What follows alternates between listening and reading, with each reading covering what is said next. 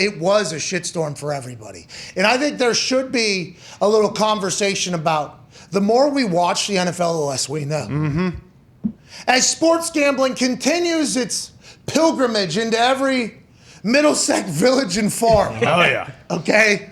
Around the country, we have to remember, you shall never and should never gamble enough money to drop you out of your current tax bracket or lift you into another tax bracket unless you're hitting for insane odds that project you into a higher tax percentage being paid to the government.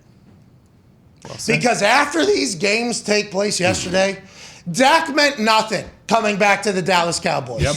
Dak Cooper Rush, you remember that whole thing? That happened less than a week ago, or actually a little bit more than a week ago. Quick math, good numbers. Big stats guy after the weekend. Oh, yeah. I read a lot of stats. I was tweeted a lot of stats from a lot of people this weekend. Once again, I would like to remain firm on the stance that it is amazing how stats actually play for both teams in every single argument. It's amazing. It is unbelievable how stats is able to play for everybody. Yeah. How does it happen? Stats is better than fucking Santa Claus being everywhere at one time. That's right. Stats is on this side, stats is on that side. Stats is coming in from a whole different party all of a sudden. Stats is both teams and the referees. Yeah, make the world go round. It's unbelievable. Yeah. I read a lot of them this weekend. But stats will tell you that probably Dak Prescott coming back for the fucking Dallas Cowboys in Jerry World, playing against the Denver Broncos that stink. Yeah. The Denver Broncos stink. And they just got rid of their best player, Von Miller. Stats would tell you, I would assume there's some that would come out from the Mile High City about how they were going to do this whole thing. I assume some stat would be there. But stats would say, Dak coming back with the energy in that team and everything, they're going to win. They did not. They got fucking murdered. Slaughtered. Hey, they got slaughtered.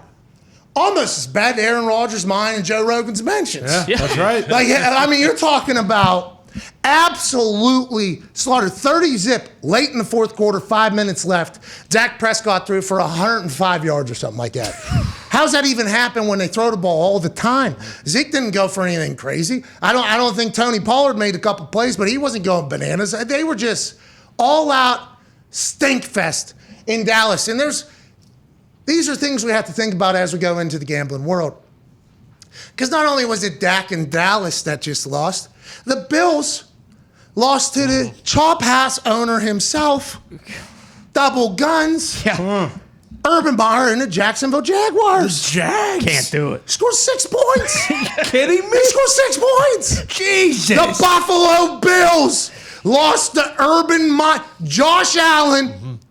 Josh Allen lost to Josh Allen. Oh. He did.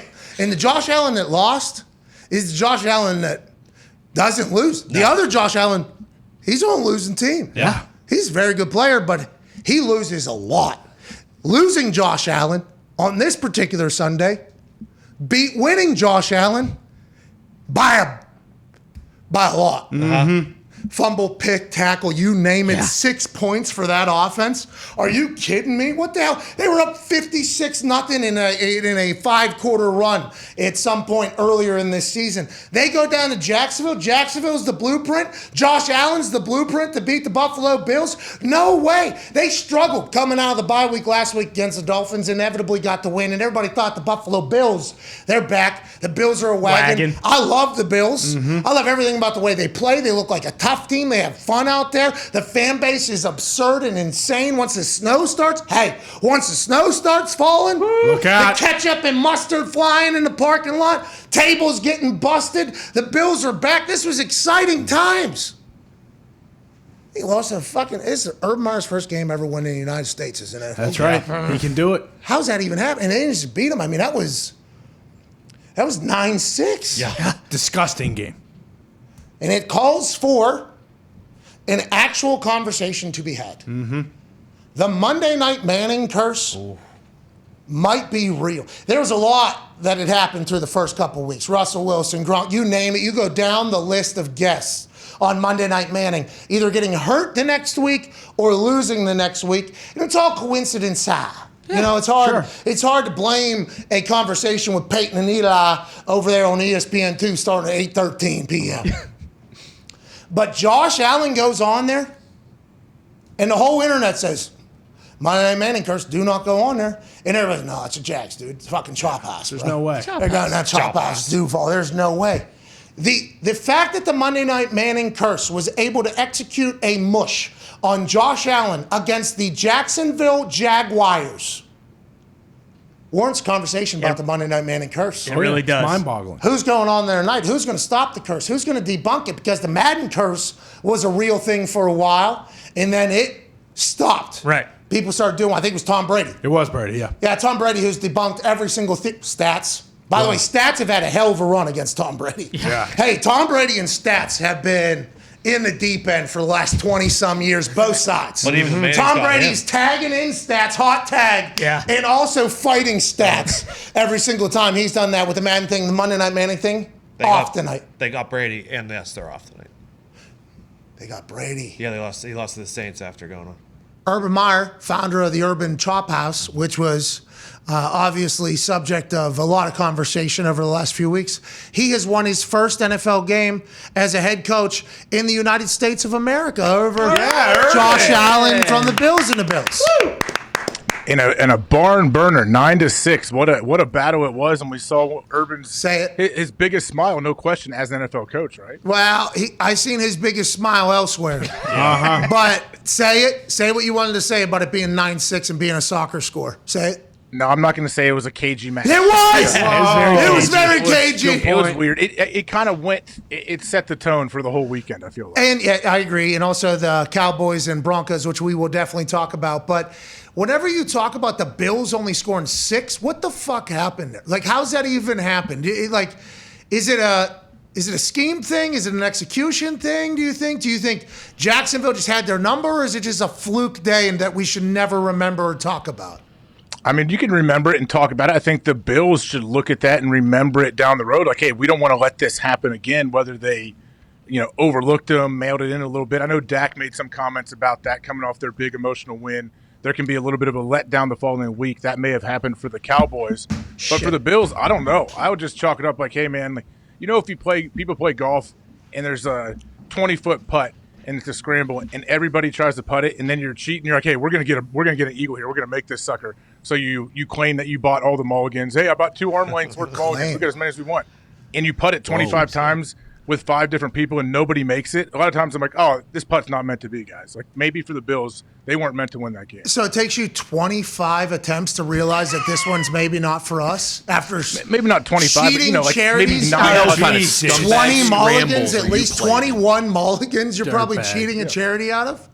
I'm not cheating. No, that's actually giving more money to the charity because I'm buying all these mulligans, but you can't. No, you said claim you had them. Well, yeah, of course. Hey, got both arm lengths, guys. They tell you buy 2 arm lengths worth of tickets, you get all these mulligans and stuff, and then I'll go give the money afterwards and say, hey, we still didn't make the putt, bud, and we putted it 27 times. Oh, so you say what you do in the dark will come to the light. We cheated for sure, but at least I can go just pay it off. Yeah, exactly. Knowing that, hey, whatever we putt, we're going to give you probably double that in what it would cost to buy these mulligans. Man, but what a guy. None of us This guy pays double to cheat. What a hero. That's unbelievable. Wow. That's a long way to say I don't think that game was meant to be for the I can see that. And flush that sucker. Flush it. Don't worry about it, Bury hopefully. And let's keep moving on. Bury it like the Lions did. Bury it like the Lions buried the film. By the way, the Lions did lose this weekend. During their bye week. First time bye has won this season. This would have been the week the Lions would have won. Of course, it's on their bye week. Yeah, it would have been. With how represented everything yesterday went. pretty well. Well, yeah, Stafford did do some Lions-like stuff here for the Rams, so shout out to Detroit getting a chance to enjoy at least a little bit of their own brand of football on primetime television, which doesn't happen often. But the Bills lose, okay, we'll rule that thing out.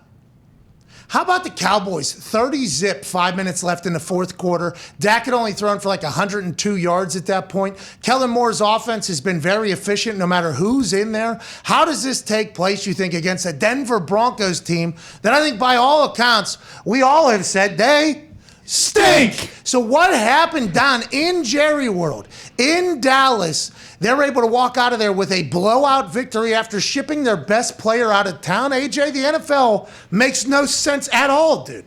It really doesn't make any sense. I guess it just shows you, like, I mean, how crazy the league is, how many great players there really are. And some teams look like, oh, this team's terrible. But guess what? If it's a terrible team, there's a ton of really good players on that team. Not a ton, but there's a good handful of really, really, really good players on that team.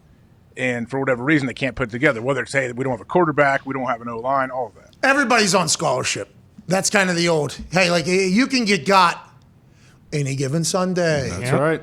Just like a lot of teams got it yesterday, but there's always good football players in the NFL. That's the way it goes. But you can run into a buzzsaw out of nowhere. I remember we were like rolling, humming, and then we played against somebody and they killed. It might have been the Jags. They just out of nowhere killed us. It was like, what just happened? And then the coaches love it. You know, coaches absolutely love it because Big Mike McCarthy right now is talking about, you guys roll a ball out there and get fucking embarrassed. You know what I mean? We got to put in all the, like, it gives coaches so much ammunition, so much.